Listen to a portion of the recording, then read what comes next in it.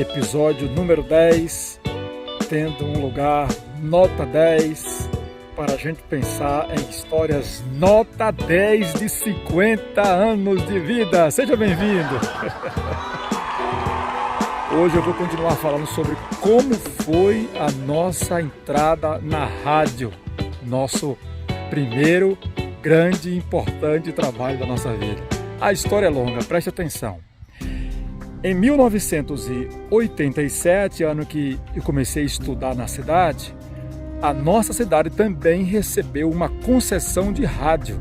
Nós já ouvíamos as rádios de Feira de Santana, de Salvador, de Serrinha e poucos anos antes estávamos ouvindo a rádio de Conceição do Coité, quase que nossa rival. Então nós queríamos uma rádio para chamar de nossa. E aí chegou naquele ano e nós passamos a gostar, admirar e criar um vínculo muito forte com os locutores da rádio. E começou a despertar em mim, acredite, a possibilidade de eu trabalhar na rádio um dia. Eu ficava trabalhando nas roças e imitando um locutor de rádio para ver se era possível sonhar com essa possibilidade. Depois de idade adulta, já com 18, 19 anos, eu procurei a direção da emissora para informar que eu estaria disponível ou disposto a fazer um teste.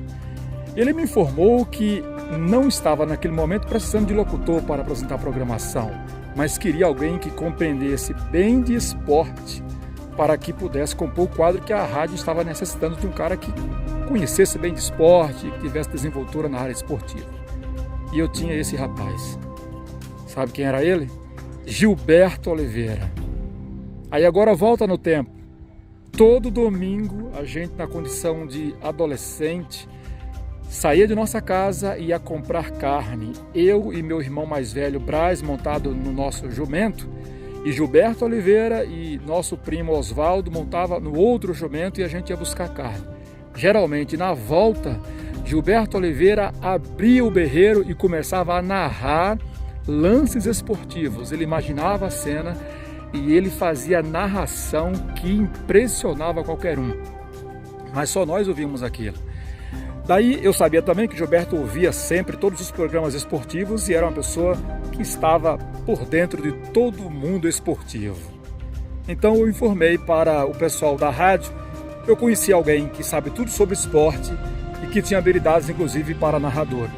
Daí eu introduzi Gilberto Oliveira na Rádio Jacuípe e naquele ano de 90, ou foi 91, Gilberto estreou como radialista.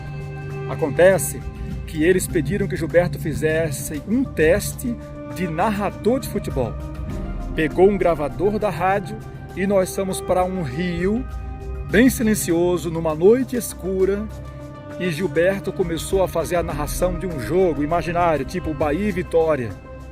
Só que para fazer a narração, uma transmissão real, existe também um repórter de pista.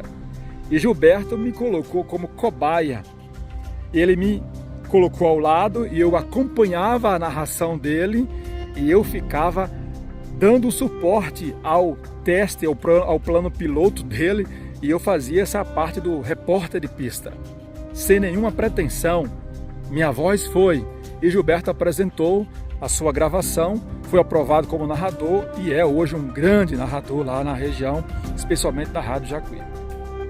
Mas 1 ou 2 anos depois, eu estava ouvindo a rádio quando o locutor da manhã disse: "Atenção, Zé Moreira", na verdade chamou Zelito Moreira. "Você que fez aquela gravação com Gilberto Oliveira, chegou sua vez, compareça aqui na rádio, queremos conversar com você."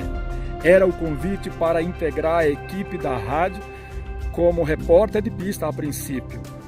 Mais tarde eu viria a apresentar programas, que era o meu maior sonho, porque eu não era muito ligado a futebol da forma como deveria ser, a ponto de ser um analista e falar alguma coisa que pudesse de fato somar e atender às demandas do público.